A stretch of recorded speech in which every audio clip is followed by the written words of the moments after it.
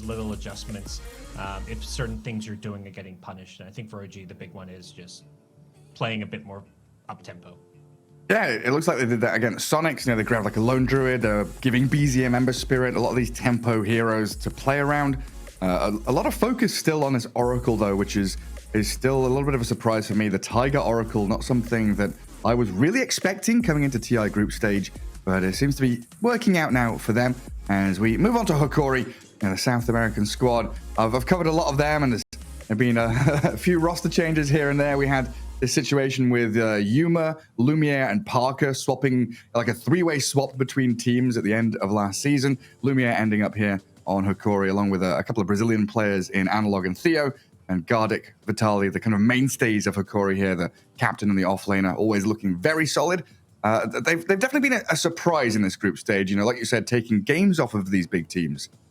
Yeah, coming in, they made a huge statement with their opening series against PSG.LGD. I think Lumiere's looked really solid in the carry role, but it's Analog who I think has been the real star of this team in a lot of these games. Some of his mid SFs and just some of his performances have been absolutely fantastic. So curious to see if they can keep riding that momentum, or if now, that they've had some of those upsets, maybe people are going to focus in on them a bit more and really try and like counter some of the stuff they're doing. Because, when you're versing non opponents, you can't like put all the time in the world to prepare for everyone, but all of a sudden Hokori's standing out a bit more, and you've got a bit more draft day to go up because there wasn't a whole. Hokori actually played a third-party tournament. They played BTS Pro Series coming into TI, so maybe that actually helped them. Maybe they were warmed up because they came in making a statement. Yeah, they came in hot, super warmed up, and I'm glad you brought up Analog, because having watched his progression over the past few seasons, it's been a really stellar run. He started out basically playing two heroes. He was playing Dragon Knight or Ember Spirit, and if he wasn't on one of those two heroes, he really did not look like the same player. So having, increased his hero pool, become more diverse with his picks, and just looking incredibly solid no matter what he's playing has been such an upgrade just in his own rights here for Hokori. It's been a nice road to watch. Yeah, that's kind of great to hear about his journey. I think there's a lot of these players that you kind of, like for you, I guess, following a lot of the SA Dota scene, like you see them at the start of the year and they look a bit shaky, and then all of a sudden 10 months later, they're playing a TI, and you're like, hey, where was this guy 10 months ago? But just some serious improvement. Yeah, I think Lumiere has always been very, very good. Maybe a touch on the greedy side, but I think that's pretty decent to have nowadays with the way the games are dragging out. If you've got someone or the ability for a team to play around someone that is able to really hit his stride in terms of farm, Lumiere is the guy to look for. He's almost up there with Pakaz in terms of farm. All right, well, that's high praise, because gained a ton of fans, I think, at the Arlington Major, and a lot of people who didn't know his name now know it. So, if Hokori can keep going, Lumiere could be the next big one. Their opponents, OG. What do you make of them? We talked a bit about some of their drafts being less greedy, but who do you think is kind of the key player when it comes to OG? I really think, I think it's BZM, honestly. It's kind of easy to say Amar because he's the flashy offlaner. He pretends to be a carry player. I think Uragi's very good, but when BZM is popping off, you can feel the OG spirit. You see the parallels between the old OG squads and that playstyle, the aggression, the no holds barred. When BZM is playing Ember Spirit as a particular example, it really does feel like they're a completely different team. They're just charging behind tier 3 towers before they've even killed off a tier 1. They're playing hyper aggressive like that. Yeah, I think it's cool that you bring them up, because when you've got such a greedy offlaner, you've kind of got to have this selfless mid laner. There's been a few teams in the past who maybe didn't go full carry offlaners, but teams with maybe Ice a bit and some of these other offlaners play Brood and stuff, where it's you're playing greedy offlaners, your mid, someone has to suffer. You can't all three of your cores can't always have the best perfect games where they're all getting lots of farms. So BZM not only plays a bit more selflessly, but he does just kind of carry games through his playmaking, not through his farming from the mid lane. So it's, hopefully something we get to see a bit more here with, like you say, the Embers, the Bat Riders, these kind of big playmakers. Yeah, it's when he's Ember, he has boots, bottle, orb of corrosion. It's 15 minutes in and he's like, okay, I'm ready to fight. I don't need Maelstrom, I don't need BKB, but we'll just go for this. See what we can make of it. As game 1 draft underway, OG against Hokori here, day 3 of the group stage. And expectations coming into this in terms of of first phase bans, I feel like Undying comes back to the forefront because of how much Hokori have played it for Gardic over the past several months and even in the first couple of days of groups. But there's still all the mainstay heroes, the Nyx, the Enigma, all these big heavy hitters, the Primal Beast out there as well. So it's really difficult. And I kind of feel like Valve are going to be thinking about adding another ban to the first phase next patch or something. Yeah, I mean, with Primal Beast and Marcy coming in the pool, there's just a lot more to worry about. Marcy just seems like a must ban. And then I think for Hokori, you're versing OG, they have their own first phase heroes. They still play the MR Razors, the MR Vipers. I think particularly the Razor is something you have to be very wary of when it comes to these first phase bans. Oh, yeah, you sure do. As we can take a peek in there. Yeah, Razor first banned by Hokori. And it looks like Marcy, the first choice from OG. And then we start getting into the mind games around Morphling as well. Something that both of these teams like to and can play. So that that ability, especially for second pick, right? To have the Morphling last pick of the... first pick. When you got last pick of the stage. Being able to take that and ban against it. Yep. We'll see if there is some more, maybe some Shadow Fiend as well. I think Shadow Fiend's kind of this hero that you can pick without having to protect it. Like, you can just straight up first pick a Shadow Fiend, but Morphling does need, you know, like you say, the last pick of this first phase is kind of where you want to grab the Morphling if you are going to take that approach. So it's really only Hokori who I feel like can go for a Morphling, at least with these openers. Yeah. And there goes the Undying. Take away Gardic's mainstay hero. And first pick... What do you reckon? Is it Enigma time?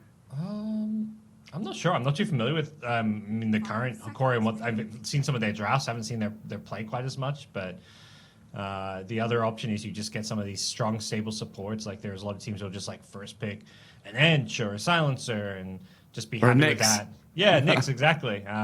Maybe you're thinking about some of the block picks that are possible as well. Primal Beast, if it was still in the pool, I'm sure would be maybe first pick worthy, but. Wondering, yeah, I'm not entirely sure what the first pick hero necessarily is for Hokori's position. I guess then you mentioned the SF as well. There's also like a Death Prophet.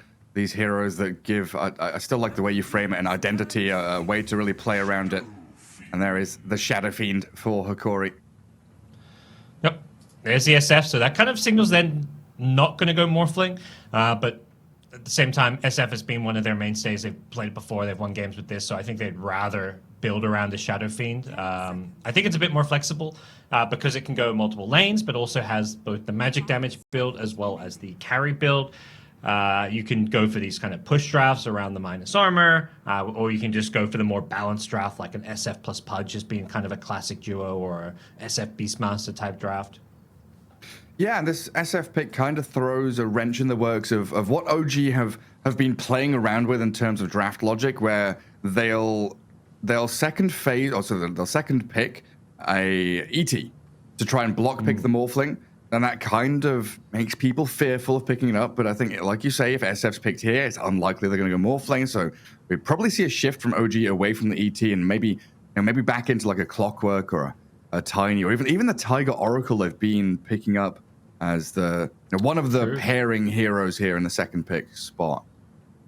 Yeah, wondering where they want to go. Yeah, like you say, a lot of these things kind of switch up the way you think about the draft. Now that you're not expecting the Morphling, I think it's a really good point. The ET is just not likely going to be as high a priority. They use a lot of reserve time early on, and they're going to go right into Amaz first phase Viper, raise a band, and they get Viper with Shaker. So they pretty much secured their offlane duo. A lot of the time, when OG are last pick, they wait to see Amar's lane and kind of give him a counter pick. But this is kind of already a bit of a shift from what they've been doing the last couple of days. They say, let's just go back to first phasing Amar's hero, giving him a good lane. Because I feel like a lot of these games, he's ended, like, you know, if you don't pick his hero in the first phase, like, he gets put on something he's comfortable on, but it's not got, like, this amazing lane. And the Viper Razor are both the two big lane dominators.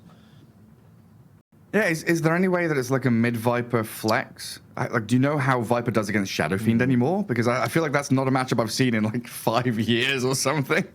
I would highly doubt it. I don't think Viper is a good mid-hero, period. Even if you have like a slight, like let's say 60-40 advantage over the SF, it just seems like a bad idea to me. Okay. I think you just get raised down. Even like you can go Corrosive Skin, get some magic resistance, but then you're not being as aggressive with the poison attack maybe. I just feel like with the runes and whatnot, like SF mid is just always going to be happy. Yeah, he'll shove out the wave and force you to play under your tower, so you're not able to play aggressively. And they get Beastmaster with the SF. Yeah, I mentioned the Pudge and the Beastmaster, I think, are the two kind of stable options to pair with SF. And Beastmaster is kind of nice because you can still go for that kind of all-in push style if you want, like the Lone Druid, the Leshrac later on, whatever it may be, because Beastmaster kind of synergize with that. But also if you end up in a game where you just want to have a more balanced draft where you're not all in on push, Beastmaster gives you vision, gives you BKB piercing disable. It's just this hero that fits, I feel like, so many drafts. And just being able to play in that dead lane as well. He's just soft shoving away, forcing people to play across the map. It's such an irritant on that macro game. They're going to ban Pudge themselves. Okay. Take that out of the picture. Pudge, definitely a Beastmaster counter. Doesn't really care about all the summons and whatnot because of the Flesh Heap being this flat damage block. So makes sense from that perspective. 10 seconds remaining. What kind of supports do you want here? If, potentially SF safe lane, definitely Beastmaster off lane. Are we looking at our like Snapfires to pair with a Beastmaster, or what's your thought? I would say you're looking for, some kind of range damage dealing support, like a Snapfire type hero plus a melee support maybe to pair with the, well, I guess depending where Shadow Fiend goes, but like the Tusk, Clockwork type heroes seem pretty good for Hokori. Have a secondary way to start fights from the support role, because I don't think you can just rely on the Beastmaster. So I think, some kind of like Tusk Snapfire duo seems pretty solid. Depends a bit what OG get as well. Like if OG gets some, Spirit Hero coming out, suddenly you're like, oh, maybe we should Lion or whatever. It is a bit dependent on OG. Pull out a cheeky Shadow Shaman. Yeah, grab one of them. We might see the Gardic Ogre make a reappearance. That was one of his real big heroes the first couple of seasons of DPC. It's like 90% of his games were on Ogre, just to Bloodlust Lumiere. Definitely one of those POS 5 helping POS 1s the entire season kind of situations.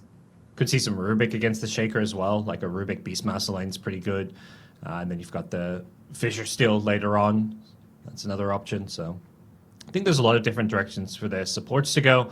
And also, the SF being that flex between mid and safe lane. SF versus Viper seems okay matchup to me. There's nothing that's going to ever have like a dream matchup versus Viper. So you're just going to think of like what is the best of the bad matchups. Chen go along with the Earthshaker. Viper and ES, they don't really do any tower damage, so bringing Chen into the mix here with an early mech, you can fight around them and look for the tower pressure through him. Yeah, Chen against the Beastmaster, I guess they feel like is a good way to secure their safe lane too. Just makes Beastmaster's lane tough. And we'll see what Hokori answer this one with. Mirana against the Chen creeps. That's kind of cool. That's such a SA. When I think of Mirana, I think of like Southeast Asia and SA. These two regions love their Miranas, love their Tinies. Now you've got a way to kill the Chen creeps and just a great kind of, I think, roaming forward position that can play around the Roar. And ideally, I think you want to be picking a mid here that also sets up the arrow, like the Ember Spirit or something that has like at least some kind of root or stun that makes Mirana's roaming that much more potent. Just something to have a little bit of catch there. So the Theolicourt Mirana going to come out. That's a beautiful hero. And what kind of mids outside of Ember Spirit? Like, what is there for mids with stuns? Like Tiny? Yeah, it's a good question. Options are a bit more limited. The Void Spirit, I guess, is not really a reliable stun. Maybe they have some idea. They're going to pick their support up for now, so they're saving their mid/carry for later. It could just be SF mid still. But Dazzle, that's looking to secure their lane a bit. They're looking to maybe fight this Viper a bit with a Dazzle plus SF, double range versus Viper. Does make sense if that's the route they want to go. Yeah, and a lot of minus armor there to try and contend with the Viper. Also makes things nice for the Dazzle against the Earthshaker. It's kind of difficult here for the ES to have impact. If that is the dual lane, off lane for OG, Viper, Earthshaker, they have to play as a pair. Doesn't feel like ES, compared to like a Clockwork or a Tusk, is going to be able to zone back the Dazzle, as he'll just turn with a Poison Touch. I think if you're OG, you're looking at this like, okay, a lot of minus armor, Dazzle SF, Beastmaster as well, amping up the physical damage. And they want to be picking some kind of cores that deal well with physical damage, whether that's like these high armor carries, some kind of mid that just doesn't get locked down and wailed away on. And they go Brood. Wait a second. Where's the Viper going then?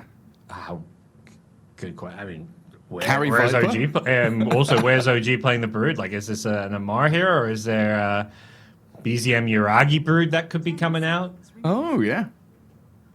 Oh, good point. I mean, we've only really seen the 3 Brood, but this used to be a mid hero. I guess with Spiderlings being put on the ultimate has made it a little more challenging to play mid, but I would never put something past OG to try a bit of flavor here in the group stage. Yeah, they haven't played any Broodmother so far, so this is going to be a new one for them as far as TI goes. Very interesting pick here, and even Brood just as a hero for them is something they didn't particularly. They haven't played it the entire last year. OG, they didn't play it during DPC. Like that's what I was like. That's what my first thought was like. Does Amar play Brood? I don't think he does, but who does play Brood on this team? I don't know all these players' full extensive history, but when it comes to being on OG for the last year, they've not played a single Broodmother game. Yeah, I mean, I'm looking back, and I don't know if this is 100% accurate, but the last time they played Brood as OG was in 2018, when they still had Fly and Jirax on the team. And it was No-Tail playing at mid, so I assume that was the old Brood with your Spiderlings on a normal spell, not an ultimate. Yep. That means we have to look at the pub data. I'm going through these guys' public Dota buffs to see who's a Brood spammer, and I don't think any of them are big Brood players. But as you said, Brood is typically the offlaner, so logic kind of says Brood should be Amar in the offlane. But then you're like, well, Viper, isn't that the Amar hero? We've seen Secret play safe lane Viper for Crystallis, so lot of questions when it comes to Broodmother in OG's hands, for me at least.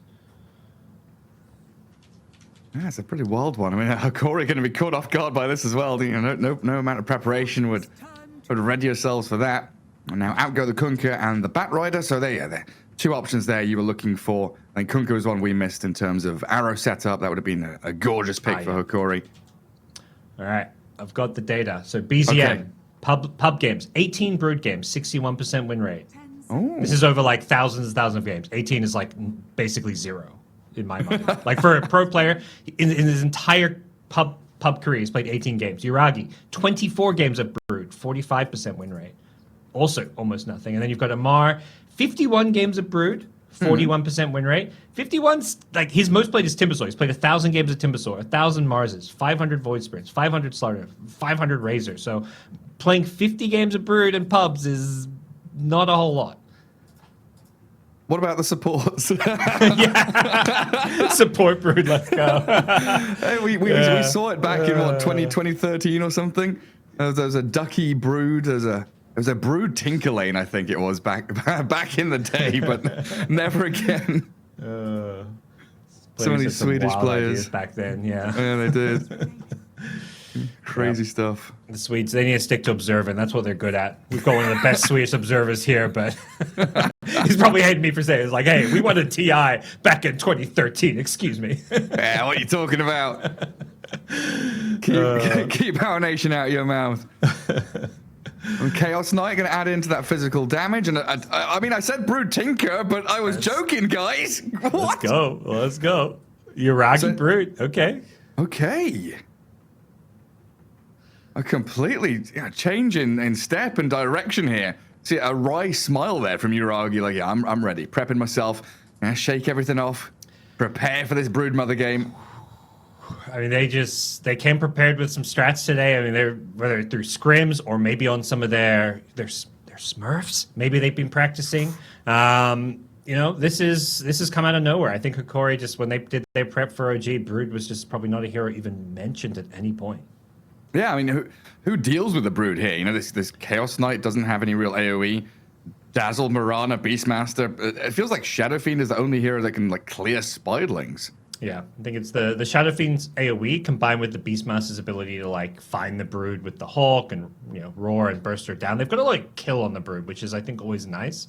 Catch with the CK Mirana with the chain stun, the Beastmaster roar, the SF his damage output. We could possibly even see like magic damage SF this game. I'm curious to see if that's good. I'd say that, but you know, you've got Dazzle, you've got CK. I think the minus armor and physical damage makes a lot more sense. Yeah, absolutely does. And then the Tinker at the very end, BZM there. I'm going to be able to TP around all across the map to help out this Earthshaker Chen Viper trio that's going to be looking to leave the laning stage pretty early on and create that map pressure to claim objectives. It's going to be a difficult game for this Mirana, though, it feels like, with Spiderlings out there to try and land arrows. And we'll see how good Yuragi's micro is. And definitely a surprise pick here for them.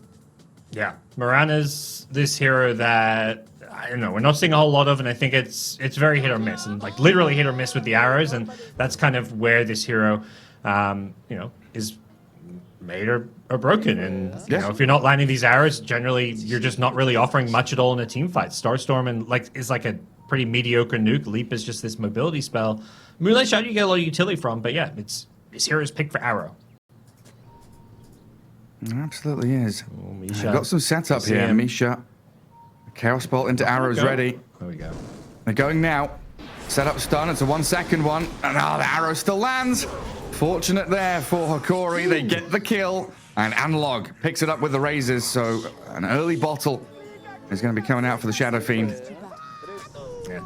Nice smoke moves, getting aggressive early on and finding a quick kill. It's going to help SF out a lot in this mid lane. And we'll see. As far as lanes go, if there's going to be any switch-ups, Brood's showing a web down bottom, so it does look like Brood's just going to be playing in the safe lane up against Beastmaster Mirana lane. Before the Spiderlings come out, that's where the Hokori can make some arrows happen, but doesn't really have a reliable setup from the Beastmaster to play around. Yeah, I'm starting to rack my brain and think about how this is going to play out. Is this Broodmother, a hero that can stay alone in like a 1v2 and Chen starts rotating early? Or is this an oppressive lane? Is this the fact that Brood can keep sustained and won't get chipped away by this Beastmaster and Mirana, that they can actually play aggressively constantly? I guess they've got options. I think they do, and like playing around the Sync and Bola makes it kind of annoying for Beastmaster maybe to last hit and play the lane itself. Even though it's a safe lane, quote-unquote, carry Brood, I think it's going to play very similarly to the off lane. Maybe the itemization's a little bit different. Oh, nice from Yuragi down bottom, tanking the arrow to stop the range creep going down. Although he does take a lot of damage. He did that intentionally, but, comes at a price. We're seeing a fair amount of that from players, right? Stopping these immediate kills on range creeps. Yeah. Do whatever you can to block and keep it alive. Another arrow he misses the range creep, but he gets the melee creep down bottom. Melee, of course, got his work cut out for him against the Chen here, who did grab a range creep. That's one less creep for Yuragi to farm. So I always, like, if I'm a carry player, I never like seeing my Chen or Enchantress dominate the enemy range creep, because it's just like, I want to farm that, man. Like, come on. Yeah, it's meant to be mine. We'll see how much harassment he can do with it as we take a peek up top. Gardic and Lumiere, this Dazzle CK. They do offer kill threat once they get a couple of levels up. Still one on Dazzle, needs another creep. But this is where Tiger and Amar, they've got to be a little bit careful. Neither of them have the boots, and they're both pretty slow on the Earthshaker and Viper. Yeah. Definitely a lane where any misstep can lead to a quick kill for Hokori, but kind of goes both ways. If the Hokori go for a kill and they overstep, like, the Viper is like the best hero to punish, particularly against these melee cores. So CK has to be pretty careful himself about how he plays this lane. Courier has been killed. Oh, a curious snipe there for Theo. That's another great ability for the Mirana to get in behind enemy lines and find those. I'm looking into this mid lane. Tinker against SF, taking me back the good old days of mid lane matchups. I mean, this is pure skill right here, isn't it?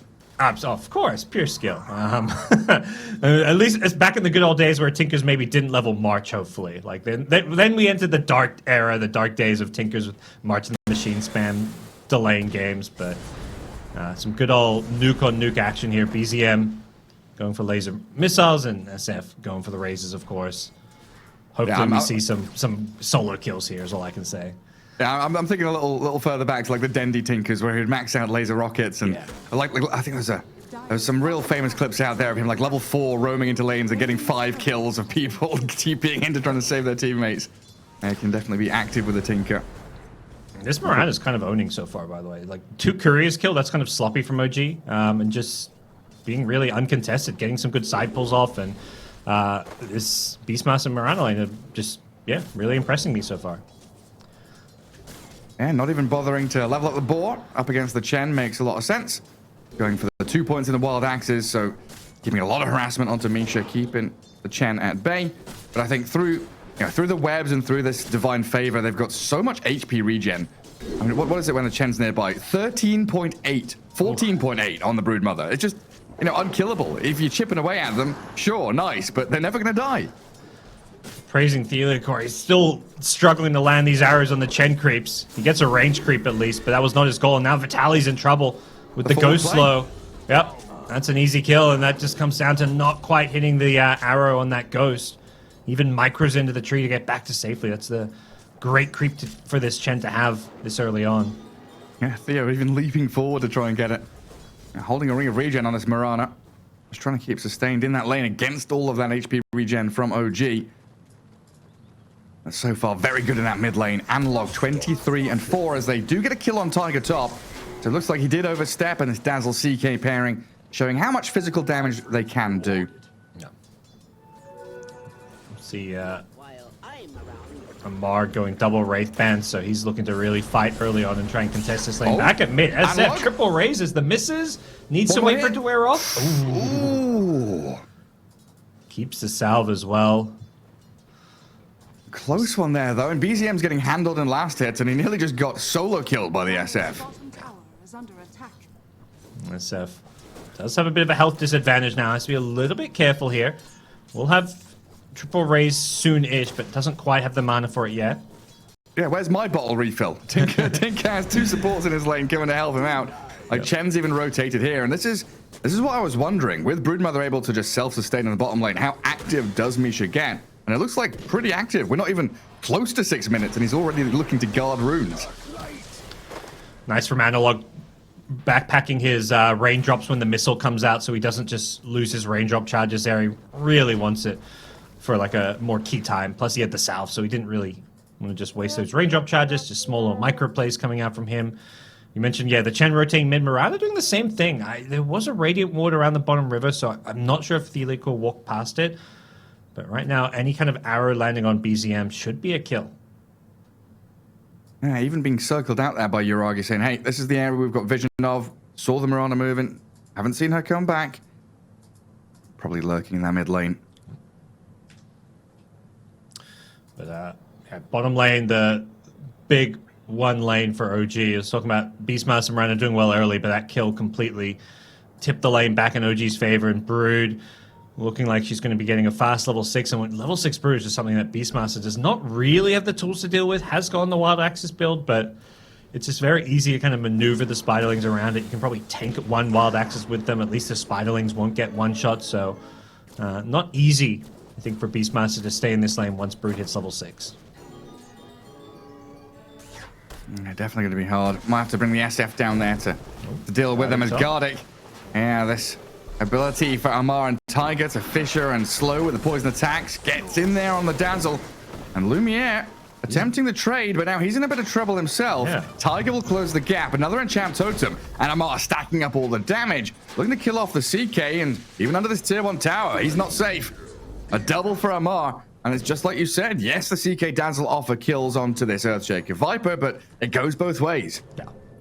Just comes down to, yeah, who makes the kind of the big misstep there. Dazzle gets caught alone and isolated. You kind of got to play around your lane partner there. And Dazzle kind of feeding away his life means and then the CK is like, oh, we're meant to be strong. We're meant to be the one getting kills. So he comes in, but it's already too late. So they've got to kind of sync up a bit better when it comes to how they play this lane. And Amar, yeah, itemizing to try and crush his lane. I mentioned the double Wraith Band. He's got boots and gloves. It's just really tough to kind of stick around now that he's hit level 5 with 3 points in poison attack. Yeah, and I kind of like this, having the 3 cores of OG. I mean, it's 3 cores and it's 3 potentially scaling ones, but it's also lane dominated at the same time, so a really nice balance there. It's down at bottom. Yeah, they get on top of the Brood, but Uragi has turned and survived the raises. Not enough damage to kill off the Brood Mama, and she's back in the trees. BZM's keeping them at bay. Analog's looking for it, but he's duped around. Oh, one hits. The raindrops, though. Yuragi turns and looks to kill off the Mirana. Gets the takedown, and now the web's away. No medium or long-range rays left. So Yuragi's out of there with an additional bonus kill. Yep, Tinker's coming back in too. SF maybe needs to be a little bit careful here, but I think just the Tinker alone can't kill him. This is... Tinker Brood is goddamn scary. I mean, not just the spider factor, but you've got this... not boots of trouble. You just TP in with your King Conveyance, and you can just be anywhere on the map and kind of combo with the Brood. Even though you need more levels before you can TP to the units, it's still just so damn strong. Yeah, it's incredible. But yeah, back to the Viper scaling. He's going for this right-click build. You got Yuragi, who's definitely interested to see what he goes for. It looks like Tread Soul Ring for now, but from offlane Broods, we've seen a lot of these Aura builds. What do you reckon is from the safe lane Broodmother? And do we go back for the Orchid kind of style?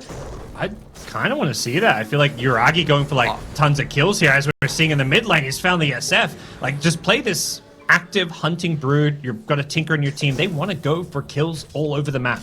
They'll kind of camp probably Amar in the top lane, just pressuring the tower by himself with the threat of a Tinker TP in.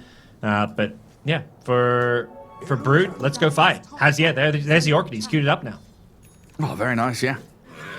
It's also neutering this Beastmaster's potential to push things out, because with the Brood Chen lane, he's not leveled up Call of the Wild. He's not even going Helm of the Dominator here, going straight into the Vlads, and definitely curious to see what comes after that, if it is the Wraith Pact, or if he decides he needs a Blink or something to initiate. They found Tinker, though. BZM. Trying to Great farm jump. Ancients. Yeah, he was smoked up and trying to farm it in smoke, but they had the Observer Ward to come in. I was saying Observer, I clicked it, says Sentry Ward. They're trying to bait us. Yeah, Gardic comes on in and finds a nice kill on the Tinker. And Vitali down bottom had to roar defensively. Yuragi, pushing back in this lane. You expect Beastmaster to be on your tier 1, not the other way around. Safe lane Broodmother pick, really paying off. Top of the net worth for Yuragi at 4,800. Here comes the rotation top, though. Yeah, and they hit the arrow. Tiger, Amar, getting caught out by Gardic. He's going to get stunned up, though. The enchant into Fisher blocks away the CK Mirana. And with Misha's arrival, they can turn and fight this. Penitence on the Chaos Knight. Viper getting stunned up for a few seconds, but Lumiere dead. 8-3. OG stomping, coming out of these lanes, incredibly powerful. And Tiger, he's got the Tumbler's Toy into Echo Slam. Fisher catches the Mirana, but she's got 2 more leaps. The missiles will do some good damage here. Has a range up, though, so even if they get vision for another, I don't think it's a kill, but bottom lane, Brood is doing Brood things. Oh, goodness. That's the thing, you can't show someone down bottom lane unless it's the Shadow Fiend, because the Spiderling army is monumental here for Yuragi's Brood. He's just having such a free game on this Broodmother. Going through the profiles, there hadn't been many Brood game on any of these OG cores, but Yuragi looking very comfortable. And once this Tinker gets a Blink Dagger up, there's just going to be so much mobility and chase from this OG side. It feels incredibly scary. You've got this Viper that's really hard to play into in the top lane. You've got this Brood bound bottom. Both these side lanes just feel like these death traps for Hokori. Yes. It's incredibly challenging to find somewhere to play into. Just sit back on your own side of the river and continue farming seems like the game plan for Hokori right now. And OG under some dire vision. 3 heroes scouted out, so Hokori can play a little safer up here. Make sure they don't get caught out by the fishers and the poison attacks. By extension, this is just a lot of room for BZM to get his blink, for the Broodmother to farm and rush towards the Orchid. And then the tempo picks up again with these key items, because they're not taking a long time to build up.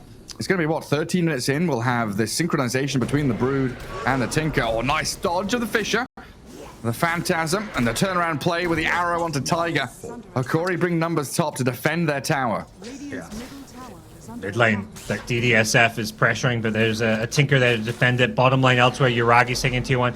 They killed the ES top, but I feel like that's such a desperation play. That's a level 7 Beastmaster smoking with Mirana to make like a Roar plus arrow play. You think Beastmaster, what you want to be doing at level 7?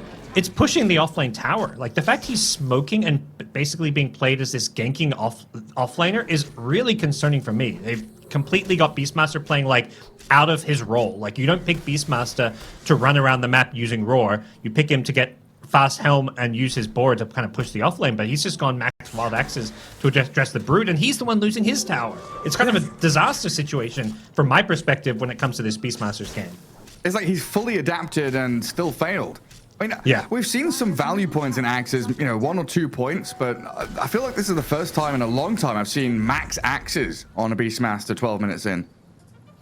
Yeah, it's a lot of commitment for it. They're smoking again, bringing the Beastmaster once more, and this is, yeah, they've just basically decided we can't play against Brood. We didn't draft any counters. If they find Tinker, would be great, but it's going to be Misha's Chen instead who they run into.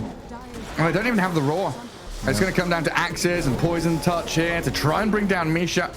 I'll get him eventually. I'll try and clear out these ancient stacks as well to limit BZM's farm. It looks like Radiant, though, with the vision up on the high ground, they're able to spam out these homing missiles, or the heat-seeking ones, and try and keep Hokori at bay, but the ancient camp already cleared. SF's low. Fisher. He may just die here. Any more catch? Be a little careful. They're not going to commit. Got Dazzle behind him, so Hokori, they come in, and take the ancients, take the tier 1, but they still haven't dealt with the Brood. It looks like the name of the game is Ignore Yuragi. He's so farmed. 8k net worth, so far ahead of every other core in the game. He's scanning out. Oh, that's a dire scan. They were actually looking to hunt down this Brood. They need to catch her with a Roar. Vitaly's got it, but the movement speed, almost 500 in the webs. Yuragi is just not really being found here. Some axes, you kill some Spiderites or whatever, but you're not really achieving much here if you're Beastmaster. Yeah, and Tiger tumbling forward, looking for the Fisher lineup. They've got so much damage, they need the Grave on the Beastmaster just to try and keep Vitaly alive. It looks like they've done that at the least. But this was the move from Hokori. They were stepping forward, looking for a play, and OG responding with 4 heroes here. Yep. They respond with 4 heroes. They bring in numbers. They're ready to kind of defend it.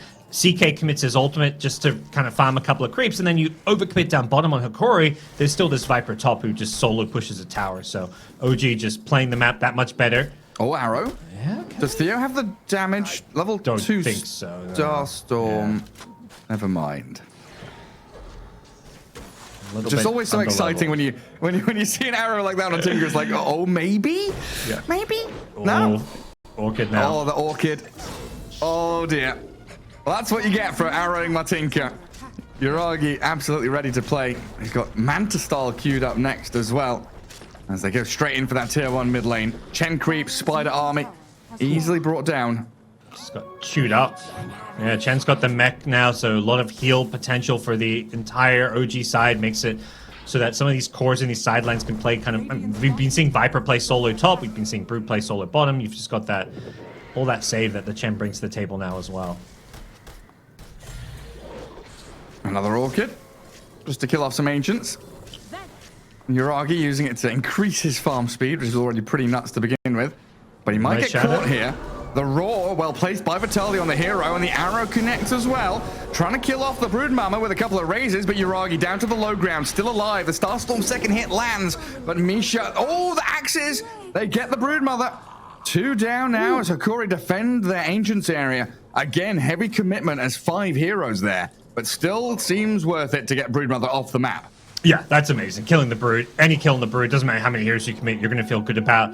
Hokori running at the Roshan pit. They really go for it. I think Brood got giga unlucky there. I think he was going to block the arrow with a spider link, but it expired. I don't think it even died. I think it expired. It was trying to like micro it in front of the arrow. It was just like the most unfortunate timing for him, but Hokori are going to be thrilled with the outcome as they can walk themselves into the Roshan pit. So a great swift move from them, and that's what they needed. They're kind of all in on making these kind of plays and fights because they've gone for a Vlad's Beastmaster. They're not going for the pushing build, going for that Wraith Pact, and they want to take fights early because both CK as well as SF are kind of coming online with these early game items, and they're being outfarmed. And this shard from Tiger is incredibly annoying, just getting a Fisher down and spamming enchant to aftershock back to CK. Something they've got to be very wary of here, Hokori, is that ability for Tiger to split up these team fights and cause issues when you're trying to initiate with raw arrow. That is your team fight starter. A Fisher can block that out quite quickly. Yeah. But such good counterplay from the OG side. But we'll have to see. The Tinker we saw yesterday didn't look all too hot. But that was a very greedy draft. I mean, they had Tinker Brood, but this time around, I think the Viper and the Shaker make the OG draft a bit more balanced, and we'll see if they can continue to scale and make things work here. Yuragi's Brood, mentioned the Manta style. It's going to be kind of key that he continues to accelerate. Brood, this hero, kind of known for falling off the longer the game goes, and playing into SFCK, there's plenty of late game scaling on the Hokori side. Yeah, and you're right. Kind of syncing up these item timings. BKB on SF isn't too far away. Just needs another 700 gold. And Chaos Knight, well, he can disassemble his Echo Saber to try and get his BKB a little faster here. Went for that Armlet Echo just to try and fight as early as possible. It's OG, though, smoking up. Amar with Tiger. Smoke Spiders broken. out. They scout the Illicore. Oh, we got off the Moonlight Shadow, but a quick sentry placement there. 2 sentries, in fact. It was good micro from Yuragi. He was sending Spiderlings up both ramps. It always feels so nice. We talked about some of the other casts we've done where it's like you have these summons to scout things. When you're making these aggressive plays from low ground to high ground, you want to be able to send something up, whether it's a rocket flare or a summon or a helm creep. Enchantress. Yeah, yeah. You need something to put their body on the line to give you vision of these high grounds, and Brood is obviously a fantastic hero to do that with. And these Spiderlings just heal up so quickly. The Beastmaster throws a set of axes, kills a couple. They need so many more to finish off the army. And OG, they come back. Tier 2. Down in the bottom lane. Glyphed up for now by Hokori, as it looks like they're trying to move across here. 2 heroes ready behind the tower. 3 in the mid smoking across and looking to bypass the Ancients into fight OG. Even TPing the SF front lines there.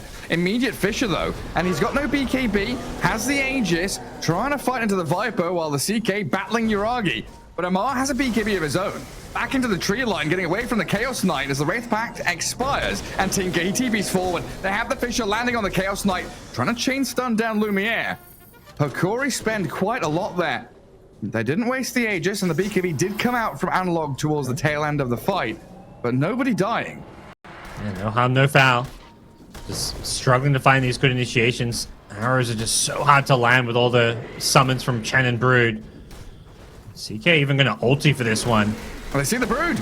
They catch a glimpse of it with a Hawk. Didn't expect the Hawk to be up on that high ground, and Yuragi gets punished heavily. Now OG on the run. Pig pole from Viper, the Tumbler's Toy from Tiger. A little bit of mobility there allows OG to retreat with only 1 casualty. Yeah, great fight. I mean, both teams winning 5v5 down in the bottom lane. Tinker just hit his level 12, so he could kind of join in as well. That's kind of why OG were making that move, knowing that Tinker was going to be able to back them up. But the vision, the Hawk, you mentioned it, and Hokori get a tier 1 tower to follow. And this is, I mean, they had the SF BKB, but they're about to also get CKs, so I feel like this entire Hokori team is about to get that much stronger. Drums coming out on Beastmaster, so he's going all in on the kind of teamfight auras and just buffing up his 2 cores. It's going to be a scary window for Hokori, particularly while they've got this Aegis that they can, kind of take any fight they want. Yeah, he finally leveled up Call of the Wild and immediately gets a Brood kill with the Hawk. Forget the balls, seriously. It's all about the Hawk vision. Yeah, that's where there's, like, just getting a value point earlier on with the Hawk just seems like it would be so value. Oh, looks like the tier 2 is all theirs. Nothing to stop them. OG pivoted up towards top to farm a dire jungle and get a bit of pressure on the opposing tier 2. Hokori readying themselves, though, with a Moonlight Shadow and a mass TP top. But Amar, it looks like he's out of there with a pig pole. Analog, not going to be able to catch up to this, is he? Vitali, phase boots and a roar. If Amar sticks around, Requiem's going to come from Analog to fear up the Viper, open up the roar, but Tiger's there. Locks them with a Fissure and the enchant. Stops them in their tracks yet again. Yeah, maybe you should just knock on for the Requiem Fear kind of pushed them in the direction he wanted to go anyways. Vitali had to get close enough for a roar. Even then, I think Tiger was ready for it positioned. BZM similarly almost got caught in the mid lane on his Tinker. The CK pulled him in with the Reality Rip, but just didn't get the stun off. Yeah, that's BZM Tinker working on that Shiver's Guard. Seems like we're getting towards these big items for OG. We've seen how much damage that can do as well. Giving vision, spamming out a Shiver's Guard. I guess, assuming he goes BKB, overwhelming blink, as we've seen from the Storm's Tinker.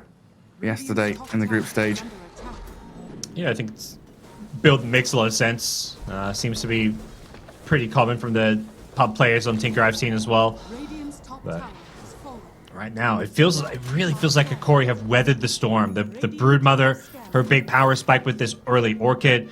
They've killed her a couple of times, and it feels like they're the ones who get to kind of dictate play now. Even with Aegis expiring, they're still grouping up as 5, ready to take a fight. But here come OG. Yeah, the Yule's out of Mirana, stopping Amar from chasing forward for a second. Has to leap away now, though, as Yuragi focusing the CK on the top side of the fight. A lot of damage, and they need the BKB and the Grave on Lumiere. Losing Theo and maybe the Shadow Fiend too. Analog hunted down by the Viper and clicked into Oblivion. It didn't feel like an actual team fight. That was just OG charging up high ground and finding the turnaround on Hokori. Yeah, just playing around their vision and getting the jump on all these heroes here and having all that vision around their triangle. They just kind of saw exactly where they were. The Fissure from Taiga, his Shaker play in that team fight was absolutely amazing. They get the SF down to like 10% health before he BKBs, and then he's just trying to run away from the right clicks during his BKB. So Hokori just didn't get any spells off because they're the ones getting jumped. They're the ones getting scouted. It's like kind of whoever sees the other team and gets the jump is going to have the advantage in these fights. And in this case, it was OG. It was the All Into Major, right, where we had Seb playing the Earthshaker, and we had this kind of shift towards the Shard. And initially, it felt like Shard first item was a in a situation where I can't buy Blink. I'm not going to get there. I'll just buy the Shard as my first item. But here, Tiger showing it is absolutely a viable, pre-item to the Blink Dagger for the Earthshaker. A lot of utility from it. As Misha, quick catch there from Hokori. His life on the line just to deward, but it's the Moonlight Shadow being committed, so that tool being taken away from Hokori for a potential upcoming Roche engagement. It's a almost 3 minutes, yeah. Long spawn. Not really sure who that... I don't really feel like either team has like a massive edge and was hoping for the fast Roche respawn. If anything, both teams are feeling like we can win a fight if we're the ones, getting the jump and outplaying them. Whoever plays around their vision better is going to be the ones who win a fight, I feel. And Hokori always having to come back and maintain these lanes. Against the Tinker and the Brood, you look at your side lanes, they're just being pushed consistently in towards the Dire base. And Analog even getting chipped away out there by BZM and his spam. With the rest of the team looking to connect in as well. They'll find Vitali. And quick dispatch of the Beastmaster there. Again, all set up by this enchant with the Fissure from the Earthshaker. Oh, gee, I mean, not just playing around your vision, but playing around your smokes. They've done a really good job just using these aggressively, finding pickoffs whenever they can. Unfortunately for them, no Roshan's going to be spawning, so they'll get this pickoff and turn it into this kind of map control around the Roche pit, take out all the enemy wards around their cliffs on the right side of the Roche, and gonna actually be a Hokori smoke here. 4-man smoke. They see the Brood, they see Yuragi, but they don't get the sun. They can't catch her. Tiger, right place, right time again. They'll have to kill the Earthshaker first instead. As OG, they're sticking around here. Even without Tiger ready, they've got Centaur Stomps to chain stun Analog, but he's got BKB Requiem, gets off the fear. Pushes back Brood, and now onto Amar they'll move. Find the Viper kill, and a double, in fact, for Lumiere. Yeah, they're just playing around their numbers here and charging forward. What a great fight in the end for them. Even though they don't kill the Brood with the initial jump, they still make the most of it. And it feels like finally Hokori will kind of make a smoke of their own that really comes up big there. Just unfortunate that the Brood managed to dodge the stun, I think, or the stun was on like a spiraling with the CK stun, but even with the Brood getting away, Hokori still poised to take Roshan, but they're going to be disappointed because Roche is still not alive. Analog, it just raises up the high ground, expecting someone from OG to be standing there. They'll find nothing though. But it definitely feels like Hokori with this minus armor physical damage hitting their stride here, 26 minutes in. And with OG's draft, I don't know about you, but I'm struggling to have a read on how they fare progressing later on into the game. But I'm leaning Hokori with SF Beastmaster CK. Yep. I'm the same as you. All these supports on Hokori have itemized against the Orchid too, so this Brood Orchid is unlikely to really do a whole lot. Like, she's still a pretty scary right-click carry. Manta, Basha, Lincoln soon to protect her against like the Roar and CK stun, but Hokori scaling is just far superior. It's like Broodmother's stat gain is pretty good for an Agi hero, but still a melee hero, still a little squishy. And I think, I don't know, itemization has always been a difficulty for Broodmother, deciding exactly what item you need in a given game. BKB next. It looks like Uragi swapping things away from like Lincolns to BKB, not sure exactly what he wants or needs. It's very clear cut from Hokori here. Solar Crest is going to come up for this Beastmaster, keep those buffs stacking up on your CK and your Shadow Fiend. And SF has finished off a Manta style on top of the BKB, so it doesn't have to waste the magic immunity against an Orchid. And this is like old school Beastmaster, just full auras for your carries. No helm, no playing around your summons, no playing selfish Dota. Solar Crest is not an item you see much these days. Yeah, it really isn't. Analog. He's just soloing Roshan. OG are in the vicinity. And Tiger does have the Blink Echo. Hokori have got to be very careful about that Earthshaker. Try and get a glimpse of him. Try and get some vision going. And even smoking up and playing forward. Yep. Maybe waiting for Hokori to give them some scouting and vision. They don't really want to go charging up to this Radiant high ground without some kind of Hulk here. OG do scan Roche, so they know it's not going on here. And they've actually vacated their triangle here, so... Not going to connect. Moonlight Shadow coming out. Hokori eagerly looking for OG, who have smoked up themselves. They're coming in from behind. But OG have this advantage of split pushing lanes with the Tinker. Top shoved, mid pushed out now by the rest of them. And OG holding the dire side of the river. Coming down to low ground, Fisher catches CK, trying to stun him up, but OG, they don't want to give up their positioning, still holding back and not committing. Just great job pressuring mid lane. They get the T2 tower. Because they had a spiraling in the Roshan pit, they just had full knowledge that Hokori weren't in there. Another Fisher, Analog, a little scared there as they blow up Theodore with the Viper and Tinker. This is not looking good for Hokori. They're getting kind of outplayed here and just chipped away at. SF has to BKB Requiem, expending some big cooldowns. Manta to run away now, but he's been chased down. The Grave will come out, but Analog looking dead. Tries to TP with the Grave up on him, but the final bits of damage from OG will be enough. Catching Gardic in the back lines too. And 3 heroes swiftly removed as OG, they're in the pit and taking Roshan for themselves. Just outmaneuvered. And once OG get the vision on them, and Hokori don't get a clean engagement, you're just getting spam. You're getting the Tinker treatment, the heat-seeking missiles, the lasers. We'll see it all here again. The fissure from afar. All these nukes that you're not doing damage while you're losing like half your health pool and being forced to just BKB defensively.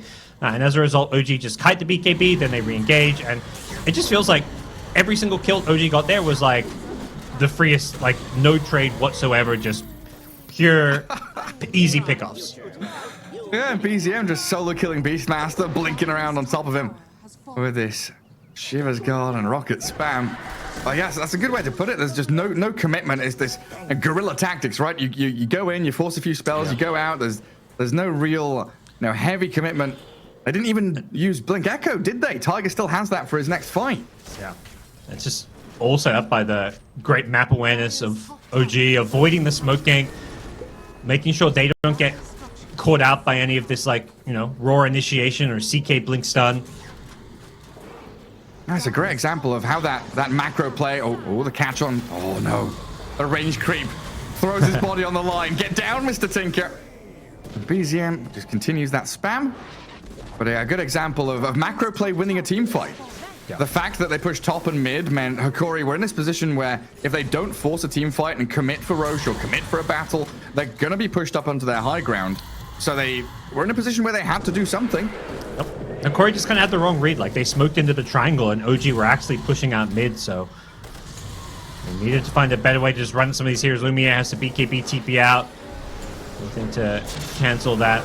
And look, that's the BKB as well. Okay. They've roared up the BKB Viper, trying to click him down, but Amar is incredibly tanky.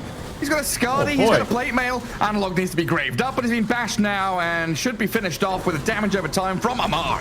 Clearing up the SF, and BZM's diving base. Picks off Gardic inside that dire base behind the barracks, and the rest of OG pummel into the buildings. OG is just everywhere. They're, forcing CK, BKB TP home while taking a fight elsewhere on the map. using this Theo. Tinker mobility and gets sniped by the Fissure. Just absolutely despair here for Hokori, who looked like they were in an okay position to scale this game, but just got bested It's over. by the maneuvering of OG. Yeah, I did not know what to expect coming into this with a Broodmother for Yuragi, a Tinker for BZM, but this feels like a prepared or pre-prepared draft from OG. They knew what they were heading into. They knew what to pick up here, and it was very, very well executed. Yeah, absolutely. They looked like they played this Brood Tinker, 100 times before, so almost certainly something they practiced in scrim with, and it looked like, Yuragi knew what he was doing. He did an amazing job kind of controlling the early game. Did get, picked off a couple of times by some nice Hokori plays down in this bottom lane where they got the vision from him from the Hawk, but